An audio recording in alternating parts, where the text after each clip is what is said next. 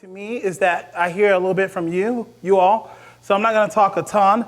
If you want to hear me talk a little bit more, once a month, Road New York have Waterside Chat. Some of you guys on Waterside Chat, there's coaches, executive directors all over the country, well, the world now. Tune in with me, Amanda, and some of our staff, and we talk about grants, recruitment, retention, how to run a community boathouse, how to reach out to the community, a bunch of different things like that. So that's been really helpful for some of you that tune in once a month. So you'll hear me talk a little bit more about that. It's good to see some new faces. I've been here the last 4 or 5 years, and it's usually been the same people. So I'm excited to see a lot of people who I've never met, maybe 80% of you. So before I start, I want to just thank you, SRON, for having me. I want to thank Richard Butler, that's always here working, and all my friends, of course, Amanda, who's here. Hey, Amanda, she's the founder of Road New York, so she's awesome, and good to see everyone else. So real quick, my name is ARSHAY. Quick story, born and raised in Chicago on the west side. Started rowing when I was 15 years old.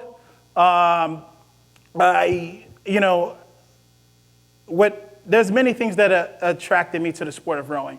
And I think the thing that attracted me most to the sport of rowing was that I had no friends. And that was because I didn't really trust anyone because of my childhood. I didn't really trust my mom as much. I didn't trust uncles, aunts, didn't trust anyone. And what attracted me so much about the sport was that that these young people that were on this rowing team, that were all African American, that was there and that was showing up every day, understood that there was no cheerleaders.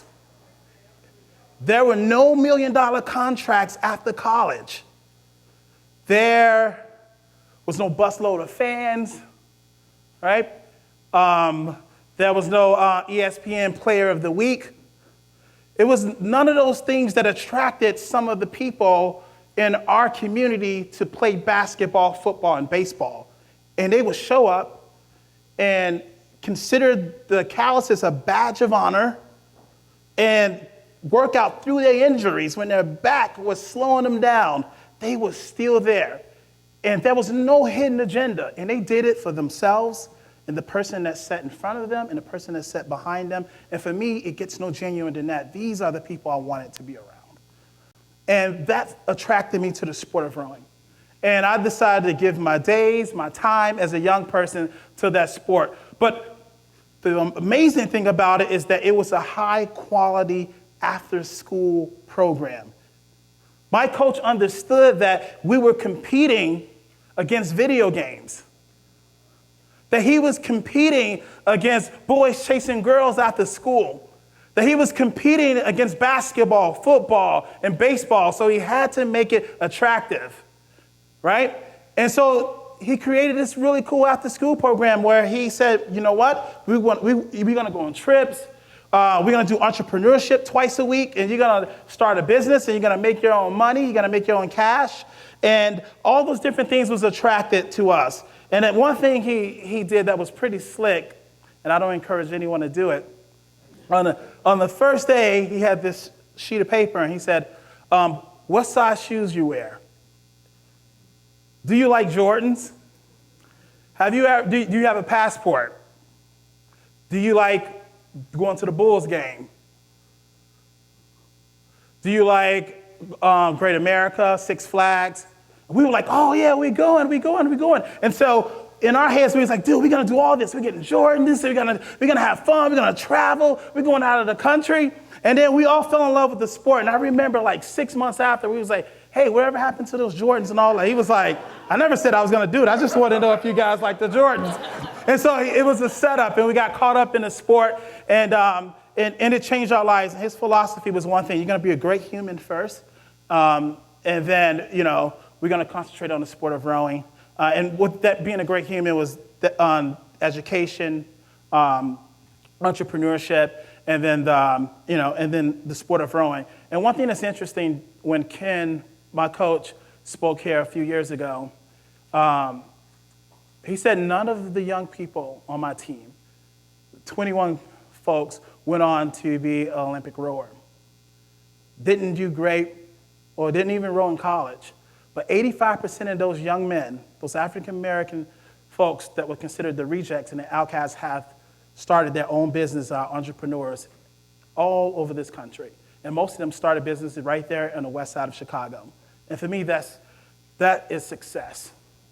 But I had a challenge right before I graduated. There was a challenge that my coach gave me. And this was the challenge. He said, I want you to think about the 4 closest friends in your life. The 4 closest people in your life. I want you guys to think about that too. No one that's related, not your husband, not your wife. The 4 closest people in your life. He said, think about their names. So I was like, okay. And he said, how many of them are of the same gender? For me, it was all guys. How many of them are of the same ethnicity? They all were black. How many of the same sexual orientation? It was the same religion. All of them, everything, across the board. And he said, I want to challenge you after college, throughout your life, for that to change. And that was a challenge, and that changed for me. And that became a personal mission and purpose in my life. So if I'm ever involved in any business or start an organization or a boathouse, that the boathouse will reflect that people come from different places, different socioeconomic backgrounds, different abilities. And that, I believe, brings attention to a boathouse that reflects all those different things. It brings curiosity. People want to get involved in something that is so different, that brings changes, that's inclusive for everyone. And I spent my life doing those things, and it's been a blast. And I give myself away to this mission. I know that sometimes Pat and Ben and Amanda is like, you gotta, take time for yourself, But for me, I always tell my direct report to people I manage is that, hey, when we're satisfied, when we sleep, that, when we get comfortable, kids don't graduate. Kids don't survive. In the communities we work at, they even die if we are too comfortable, if we are too satisfied.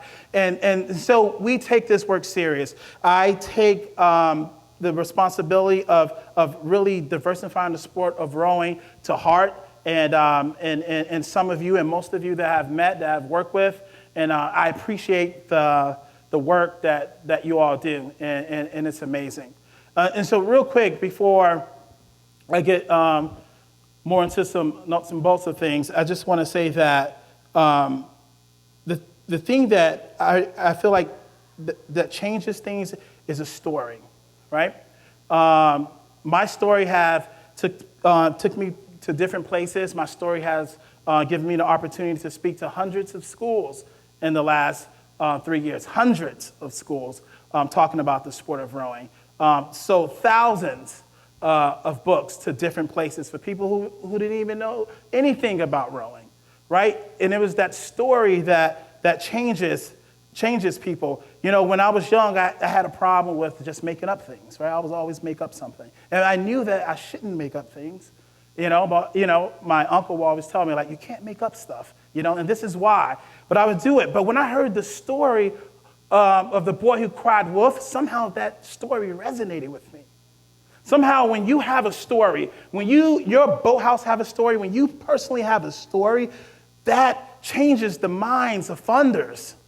That changes the minds of young people when you have a story. I interviewed someone last week, this guy named Joe. He interviewed for the Brooklyn role as a coach. And, he's a white guy who wrote at Cornell. And I said, what's your story? And he said, to be honest, my story is this. I wrote at Cornell. I wrote in high school. I worked at a bunch of clubs. I coached at a bunch of private schools. And my philosophy is this. I want kids to be fast. I want them to be fast. When you're fast, you learn a lot of things. in this sport, I want them to be fast. But one day we had a race, and I wasn't around, and one of our kids were in a porta potty, and you know those things are nasty as regardless, right? And he couldn't come out of the porta potty because his teammates were throwing bricks and rocks at the porta potty. So every time he tried to open it, he couldn't get out. And he said, we won the race that day. But that kid, I didn't find out until 3 days later because the kid never came back to practice. And so when I called his mom, the mom was like, this is what happened to him. And this happens to him at school all the time. And rowing was the place that he felt at home, where he felt safe. And this happened, and he never wanted to do the sport of rowing again. He wouldn't even talk to the coach. And Joe said, right there, I realized just being fast is not success in the sport of rowing. We was not successful because that happened. And he said, I'm here because, I took a break from the sport of rowing, but I want to learn more about youth development. I want to learn how to raise good humans. I want the world to be better, and I want to be a better coach. And that's why I'm here at Row New York. And at Row New York, we focus on youth development. We focus on changing young people's lives through the sport of rowing. And we have coaches that come there with the same mission, with the same vision, right? To not just be fast, but to be whole. To understand that academics is important. To understand that being a community leader is important. And that's what we're about. We're about a lot of things, but that's what we're about. And that's what I'm about. Changing the sport of rowing through positive coaching, through love, and through connection. And so what I want to do is, I was talking to Richard about, since I don't have enough time, and that real quick, and then we're going to get into the last 15 minutes to hear from you guys. You guys, everyone have this paper? Everyone has this? So this is what I want you to do real quick. On this pink Post-it, I want you to write all the cheers of rowing. Everything you love about rowing, things that wake you up and get you excited about the sport. The things you love about the boathouse, the water, all the cool things you love about the sport of rowing, all the cheers, all the things that make you happy in this sport. I want you to write it on this pink sheet of paper, a few things. Is it getting up early and hearing the sound of the warlocks? Is it seeing kids finally pass the swim test? Is it winning that medal? All the cheers, all the great things you love about the sport of rowing, I want you to write it on this pink Post-it.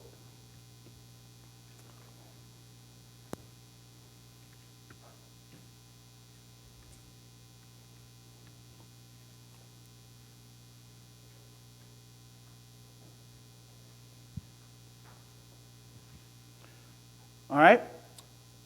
On the orange sheet, I'm gonna take your Post-its and you're gonna put it up here at the end of class, all the cheers. And then on the orange, I want you to write all the tears. When you wake up, what's the pain of being in this sport? Is it countless hours? Is it not enough money? Is it like there's no diversity? What are the tears? What causes the tears in the sport of rowing? For you, for your boathouse, for your day-to-day. What are the tears?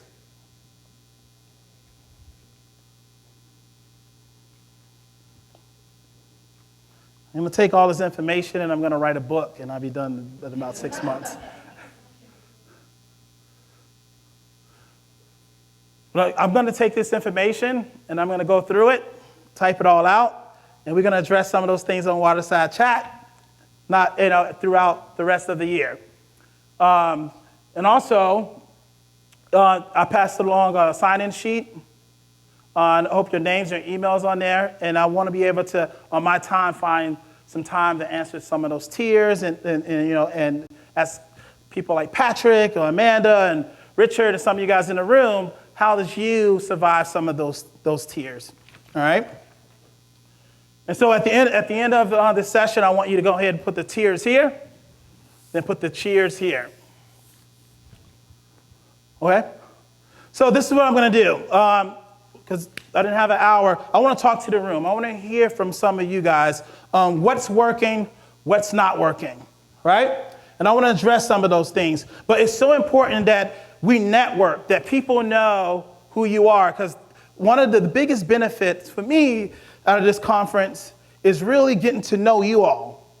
I built a lot of relationships in the last 5 years in this conference. That's where I met Mrs. Pat, all right? Mrs. Pat.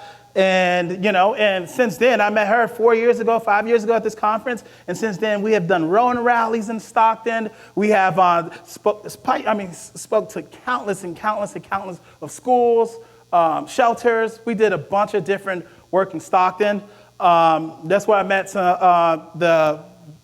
Jonathan from PVRC, where we also spoke at a ton of schools there in Springfield, did a lot of good work. So real quick, and I know that,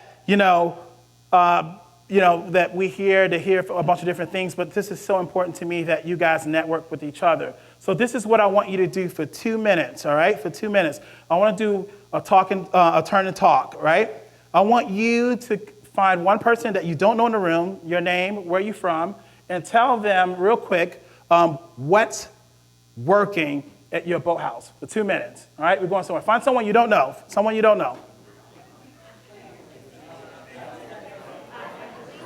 What's really working? What's working well for you?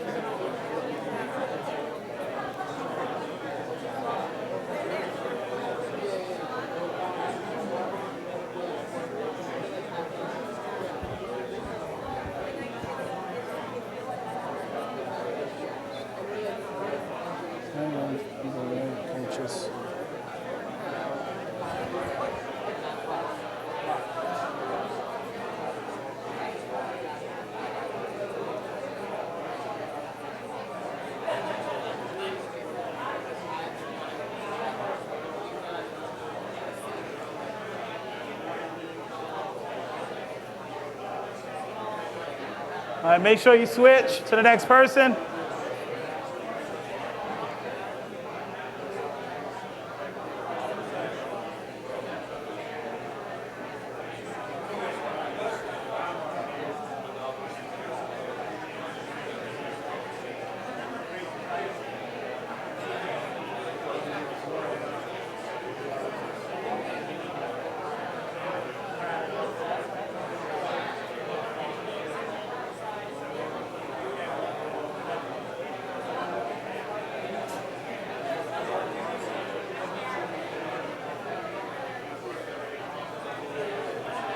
All right, 15 seconds.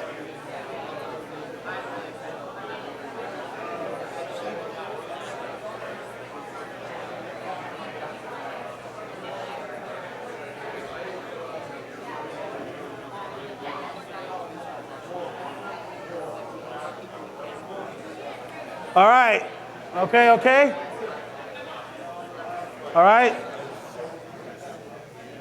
All right, now, the second thing I want you to do is find a different person and tell them what's not working and what you've been trying to battle and fight through. Find a different person. Different person.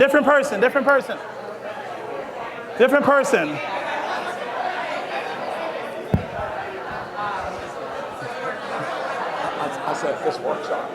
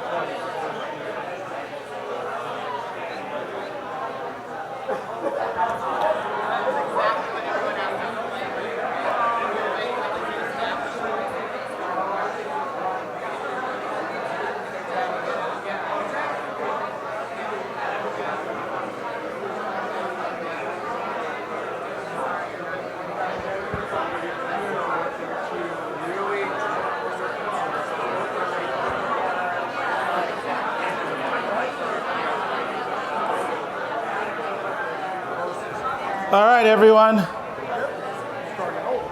Okay. All right, let's bring it back. Let's bring it back.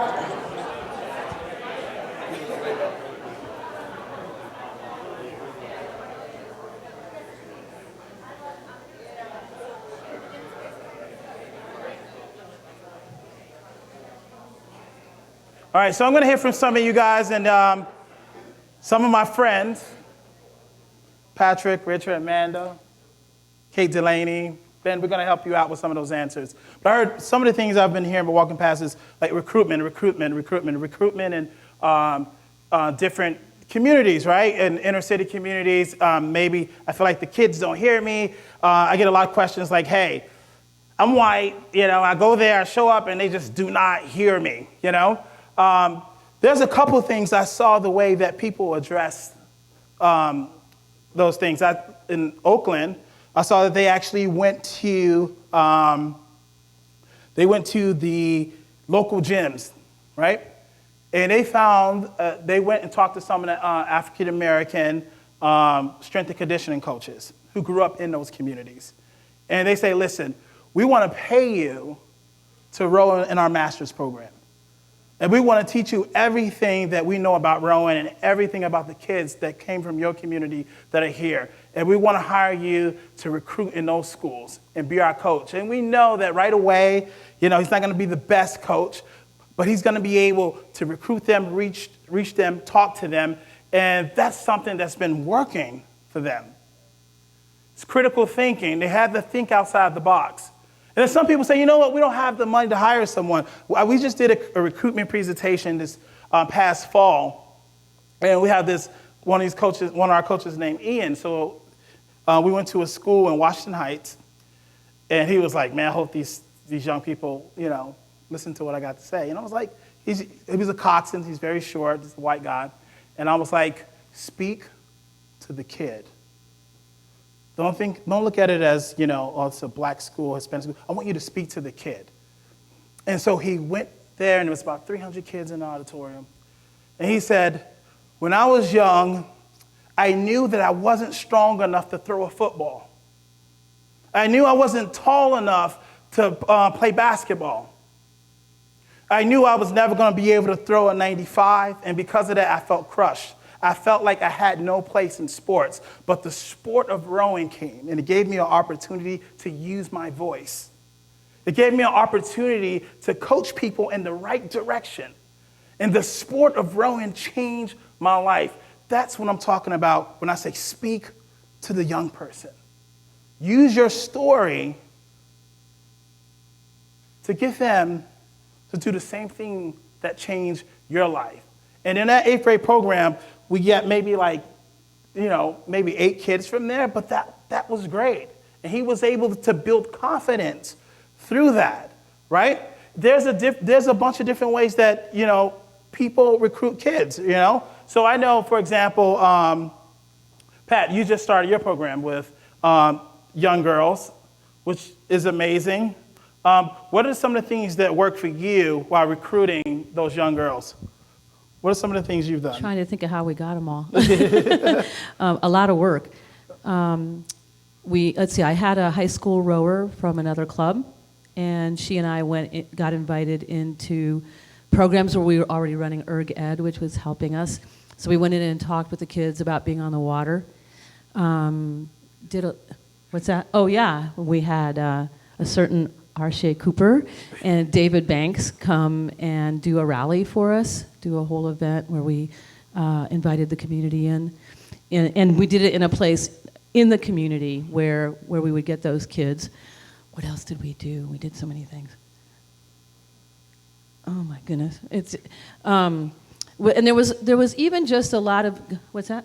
Community connections. Yeah, a lot of community connections that we already had, and made sure we did a lot of, I don't know if your communities have something like Next Door Neighbor. Is that anything anybody knows? I was surprised that by just posting in there, we appealed to parents and got girls out during the summer. So the summer was really, really important. We did, I think, we did a 1 week and then a 2 week and then a 3 week program during the summer. And girls could come just 1 week or they could come to all 3. And we made it super accessible in the sense that it was super cheap and it was also free. In other words, if somebody was on free or reduced lunch or just said that they couldn't afford it, they didn't pay. So, and our master's program really took care of the kids, so if they didn't have transportation, they got picked up and delivered and taken home. Our masters also made sure there was food there for them every day, and we also got in a lot of clothing that the masters provided. So we had incredible participation from all of Delta Sculling Center to make it happen, and it just was a lot of just like intentionality and working it. Awesome. One more thing, Bob says. So, we took ERGs down to an Earth Day event. That was big. We had 2-year-old kids on ERGs that would just, oh man, they were incredible, you know? Yeah, Earth Day, and I bet you all have Earth Day, I would guess. And so this park, and my God, I mean, it was like we had 2 ERGs, and the ERGs didn't stop the whole day. And we got not only girls, but we also got parents. So we also have them rowing, and a lot of those parents are parents without means. And so that's also bringing it. So we really just opened the boathouse. We are really committed. We fundraise like the Dickens, so we can afford to do it, and we are really committed to not charging those who can't pay. All right, awesome. I think another thing that was pretty cool that Renton and Pocock did was I was there, and we spoke the whole week, and the goal was at the end of the week on Saturday to have a learn to row. So we were at schools, learn to row this Saturday, learn to row. We're going to have donuts, we're going to have food, come and hang out, come just learn to row. So we were speaking. It wasn't like join our program. We need you to come Saturday. That's important. Just come Saturday. Show up Saturday. Come expecting Saturday. So we hit the schools. We did video presentations. I spoke. And then at that Saturday, when you walk in, there was music playing.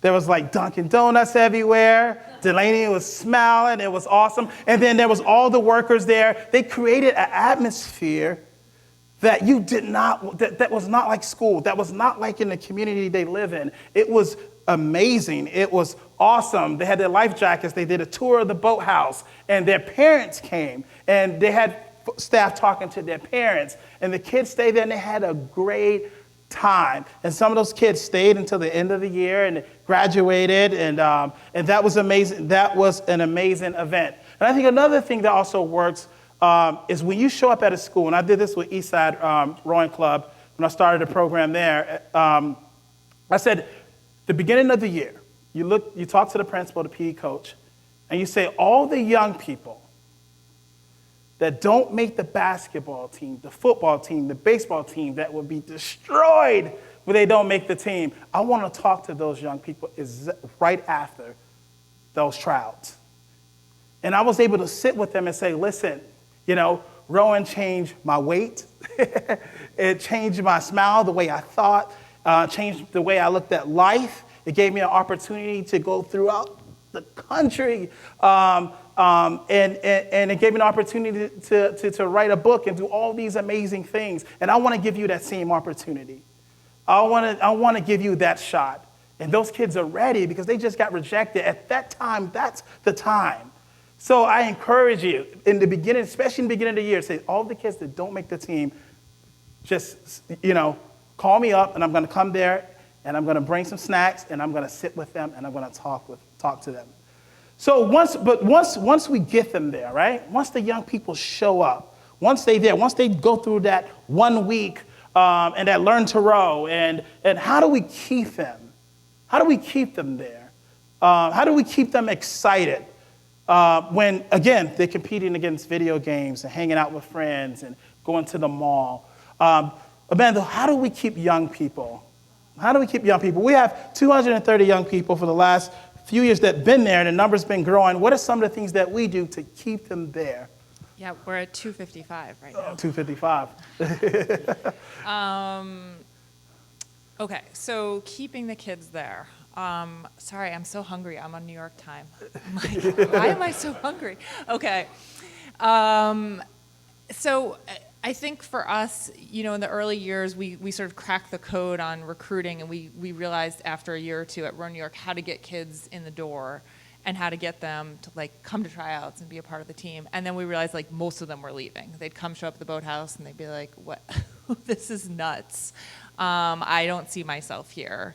And so then we had to learn how to crack the code of keeping the kids. And so we do a few really deliberate things. Like ARSHAY was talking about, we hire people who are really committed to youth development. They're not necessarily, if someone comes in and says, I just care about fast boats, there is a home for those coaches for sure, and a lot of us have been coached by those coaches, and they're great. There isn't a home for them at Rowan, New York, because they have to care about more than that. And so we hire for people who care about kids and the whole child, right? And how they're doing academically, and do we need to call the social worker in, and have they eaten lunch, and that has to be authentic, right? You can't teach that so much, but you can teach some pieces. So we work with the coaches once they have their roster. First of all, they call home. They call every single kid who's made the team. So they're, well over 100 phone calls made every fall.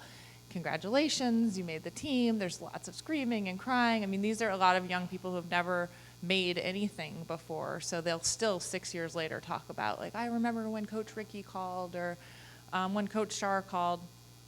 And then we literally sit there, well, I don't anymore, which is good, but look through the Polaroid pictures. I think they're not Polaroided, it's a different company now. And memorize the faces of all of the kids who have made the team, so that when they come to that very first practice, they walk in and you say, hey, Richard, I'm so glad you're here. You made it. Congratulations. And they'll look behind them what? How do you know my name? And then little things we have a coaching rubric, and when we evaluate every single one of our coaches, it's, did you welcome your kids into practice? Did you call them by name? Did you ask them how they're doing? Did you talk to them between erg pieces? When you're stretching, are you looking at your phone or your notes, or are you actually asking them, do you have a lot of homework? I mean, there's so many easy questions. I spent Tuesday with our middle school girls in Queens, and I'm like, this is such low-hanging fruit. You ask them a couple questions, and that's it. They're off and running, and yeah, I have to write about World War I and this and that. If you just take the time to ask questions. So we do a lot of coaching of our coaches that's very, very deliberate. We also have snacks, a lot of snacks, because we're big feeders. We have hot dinners at academics. We have clothing drives, so you guys were talking about, if you need the warm clothing. We have transportation. We have swim lessons. So it's a lot of, we were having a programs meeting last week, and there's a lot of this is really hard, and this isn't working, and this isn't working, and I was just sitting there God, this is so hard. And then I realized, and Jenny, luckily, our deputy director, pointed out, because I was thinking it, but she actually said it, you guys, this is hard. That's the point of what we're doing here. So when you're feeling that way, it just is, yeah, and you guys who are doing this work know, it's hard. If you want not hard, don't do this, because it just is. But the trade-off is enormous. So that's, awesome. I think I'm probably leaving something out, but I think that's how we keep kids. Yeah, that's how we keep them. We are really big on making sure that the coaches, that right now that we have young people greeting them as they walk through the gate, that the coaches call everyone by their names, that everyone have a voice, and that, that we're asking questions, that we have young men's dinner, we do our college trips, we have a lot of fun stuff. We have our youth leadership team that comes together from each boathouse. Young people come from each boathouse. We come together and we talk about what can we do to make Rowan and New York better for young people. How do we recruit them? We use our young people? Can we use us to recruit? And we hear their voice because they have the answers. They know what it takes. They're young. They're creative. They can tell us what apps to use and what social media apps that we can use to get closer to young people. Buddy, what's not working? What's not working? Transportation's always a big issue for us. And then, so our groups are all I had a middle school parent who came up, and it was first middle school scrimmage, and it was this kid's dad came, and he's black, and he came up to me and he was like, I didn't know if I should wear an ascot or if I should have been wearing a hat today or anything like that.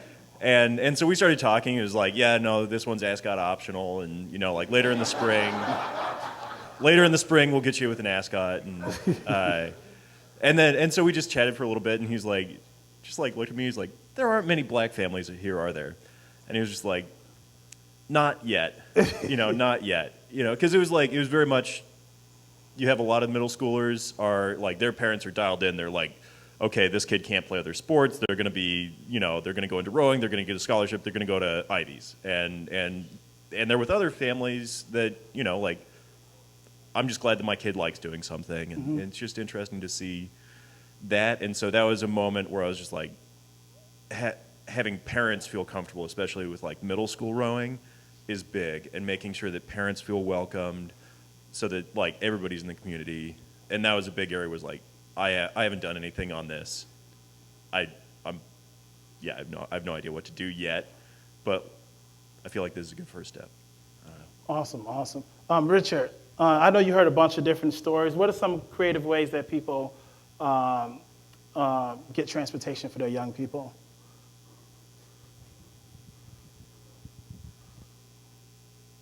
Buy them buses. So originally CTC in Chicago, Ashley, are you in the house? Right here. They would actually, when I was working with them, the coaches would get in their personal cars and drive the athletes to a central subway station. And they would disperse them all across the city. And even prior to that, before they were able to get them on the subway system, I have been with them to drive them to their neighborhoods. Kids who are not allowed in each other's neighborhoods, who duck in the back of the seat so that they're not seen with the kids that they're not supposed to be seen with. But that's the sacrifice that those coaches in that program had made, and they've advanced since then, which is a good thing. They don't put kids in their personal cars. That's right. Is anyone here from CRI in Boston? Used to. Yeah, you know that program. You were there in the beginning. And that's right, coached there at some point. They had the opportunity to purchase vans, but at the same time drop kids off, not take them home, but drop them off at bus stops. You can also sometimes solicit used car lots to get a van at a very discounted price, and sometimes even sponsor that program.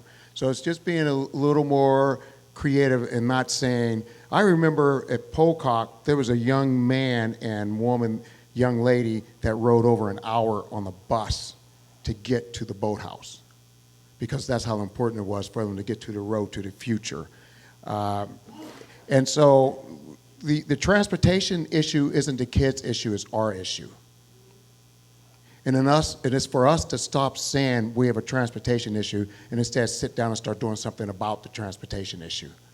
And sometimes you might just be able to serve kids within a mile radius because of that. So serve those kids and work on the next step. But don't let that be a barrier to entry to at least getting started.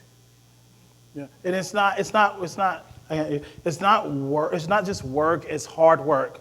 We have to grind and put in the work, just like the young people that are showing up every day, that's running, that's rowing, that's getting them blisters. We have to put the same amount of work in. There's a tennis club that had 200 young people, and they had a transportation issue. And this woman said she called at least like 60 car services programs and say, hey, listen, if you can take our kids from this central location to the boathouse, I promise you we can get all our young people using your car service for prom. You know what I mean? So it's critical thinking, and you have to sit there and brainstorm and put in the work. But people have figured it out, and that's super important. Ash? I just want to add that we're not dropping kids at their houses anymore. Our next step, we have a partnership with Parkinson's. So if you're not in an area that has a robust public transportation system, which FYI, Chicago is okay. Then we're going to start taking kids and dropping them off at the closest park that's in within like a radius that makes sense for their families, or we're even talking to the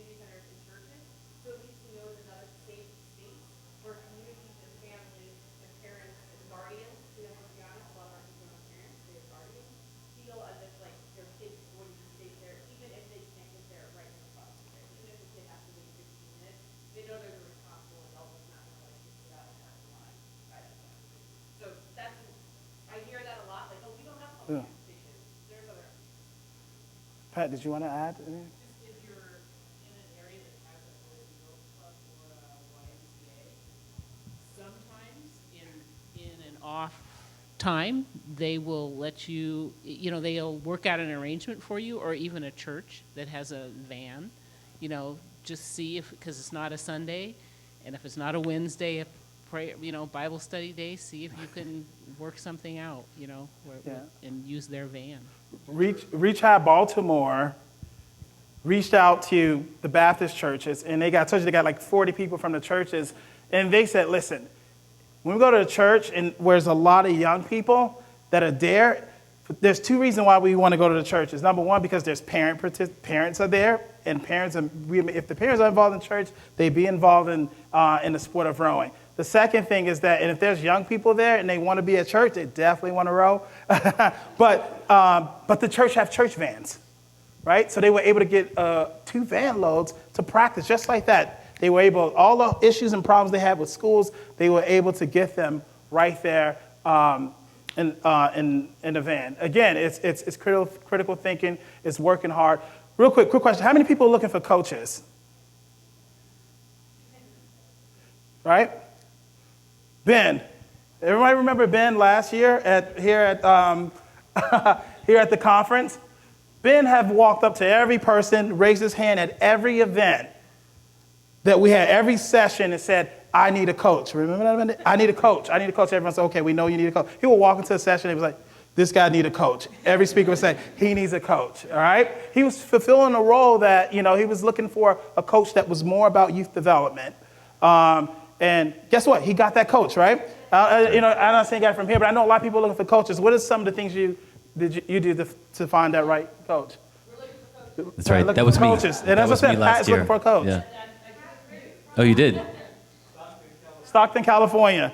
And Pat's from Springfield, Mass. From Springfield, Mass. Yeah, we, there's a parable about the man who searches the world for diamonds ends up finding them in his own backyard, right? But you had to search the world before you found those diamonds. And we ended up hiring a coach who, ironically, was at the Joy of Sculling conference while we were at U.S. Rowing. So I really feel like if we weren't here, she wouldn't have been there. She networked with someone who asked about us.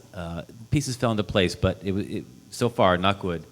It was a great hire, and the process was assisted by a presentation we learned and saw here at the convention where Bonnie Mueller, who is a professional recruiter, shared some insights on attracting a talent. And it was the right information at the right time, maybe because we were listening for it. Awesome. We're going to come in for, I was going to call you up. I was going to call you. Coaching, those of you who saw the documentary, both of the volunteer rowers that were rowing in the boats are students who grew up in the boathouse. What do we not do nowadays that, this is where my age is, we don't mentor. We're looking for coaches out there, but how about those years before? Are you taking the time to say, hey, those kids in that high school program, like Brooke and Daly, who when they were rowing for their high schools there, were volunteering, even if it was just a little bit, just coming in and erging with that kid in that program where they got that connection. They're both college rowers now. When they come home every summer, what are the first thing they do is like, hey, when's AWL practice? And they're there because they're connected. And then they're getting Brooke is getting a U.S. rowing coaching certification. So they're right there. But we have to take the time to know that we have to take the time to train our coaches. We have to take the time to train people who are going to keep our sport, our passion going when we're at home resting, which is nice sometimes. That's why he's here. And I just think that those little steps of looking at your high school teams, 80% of our volunteers with Athletes Without Limits are high school rowers for a reason. Not that we don't have amazing masters rowers and other people who could fill those spots, but those kids have that energy, have that desire to grow and to learn, that you can get them going, and the cream of the crop will come up, and then you say, hey, I'm really proud of what you're doing. You're going to be a coaching assistant. Wow, I got a title. They can put that on their resume. They're getting that leadership ability, and they take that, and then when you send them to that U.S. Rowing Level 1 cert, they are so happy and they're so proud because somebody believed in them, and then they're going to believe in those other 20 kids who no one they don't get it, and we kind of forget sometimes what it's like to be that, for someone just to say, hey, wow, congratulations, you're a coaching assistant. Whoa, I got a title. You're in charge of the erg workout. Wow. So that's important. So I know we're out of time. I do want to do this. I know you can talk more to Ashley and Amanda. We started our alumni corps where we hire our alumni, and we hire them, and they give their first year, dedicate their first year to Row New York, and they get paid. They go through training every Friday. They go through the coaches roundtable, and they give themselves back to the place they felt they gave to them, and we put them back in their communities, and they're working right there. And that's the best way, I think, to recruit, and best coaches that we can ever have is those who came from that community. I envision this going longer because I wanted to hear from everyone, but we're going to close, but this is what we're going to do. And we're going to, I'm sorry. Oh, yeah. So one quick thing is that, again, tune in, go to Row New York. Go to Row New York. You can find me. You can email me.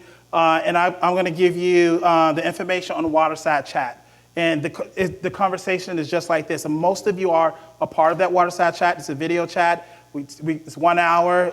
We answer your questions. We talk about most of these things. And in April, we're going to have our Row New York conference.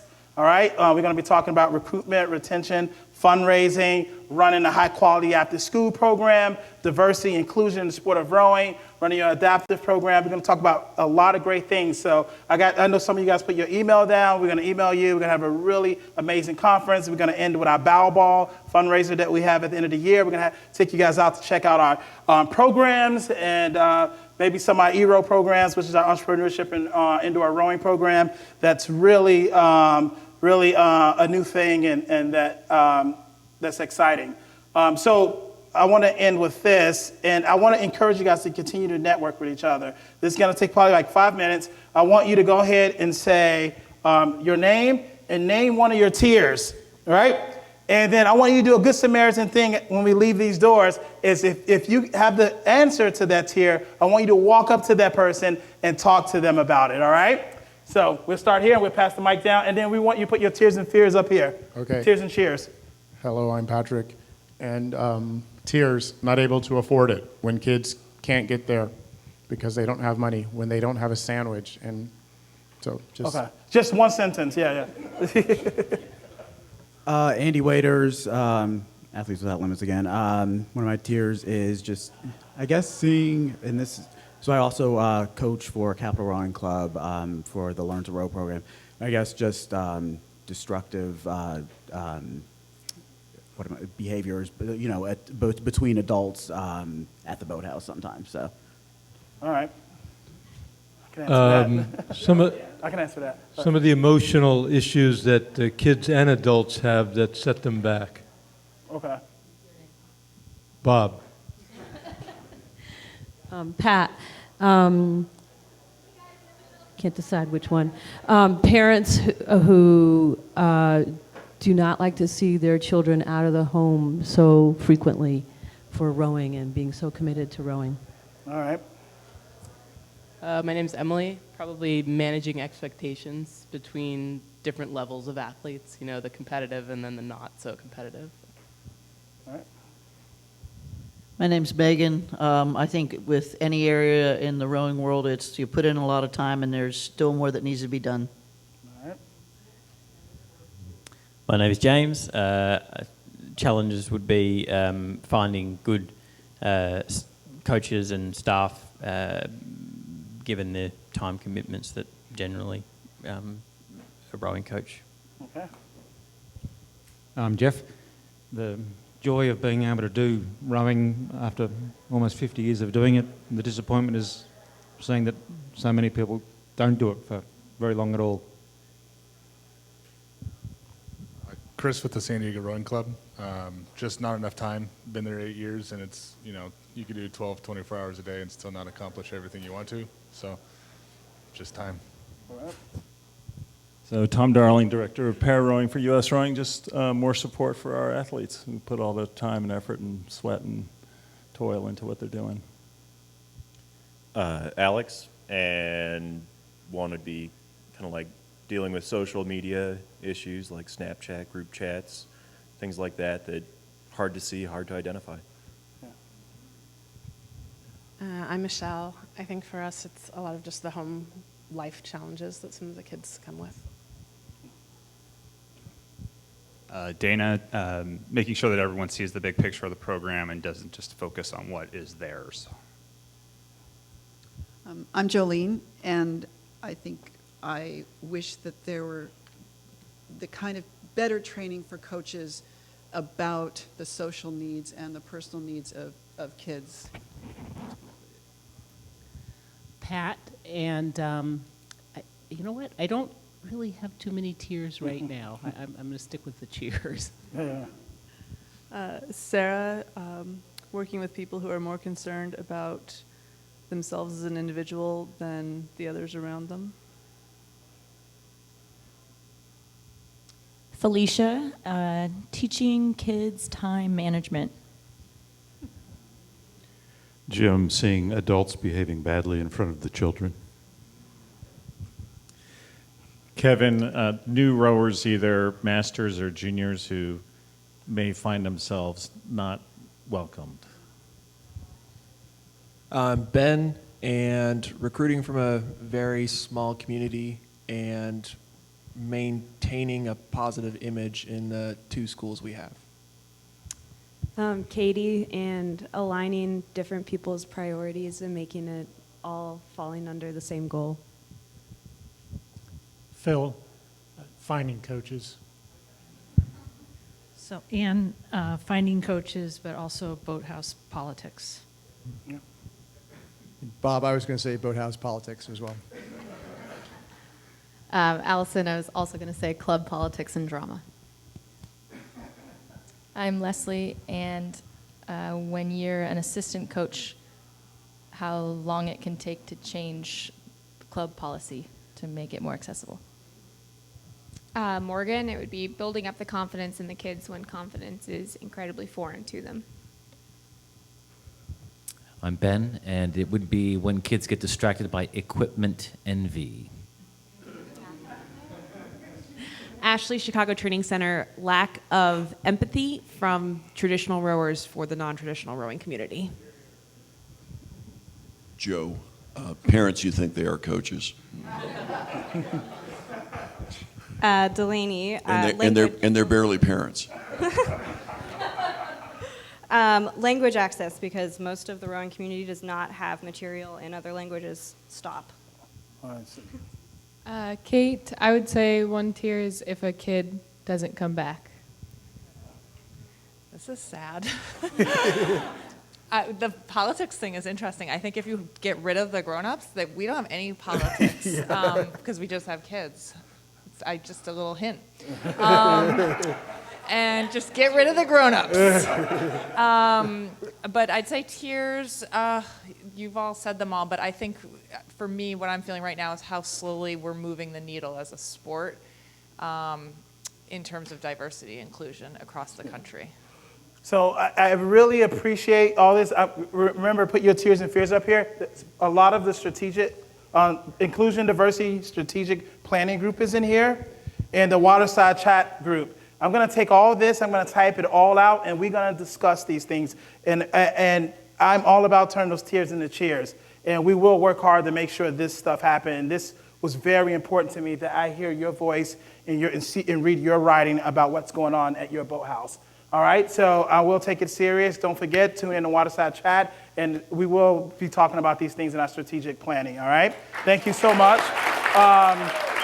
So let's put it up here, and don't forget to interact with each other and network, all right?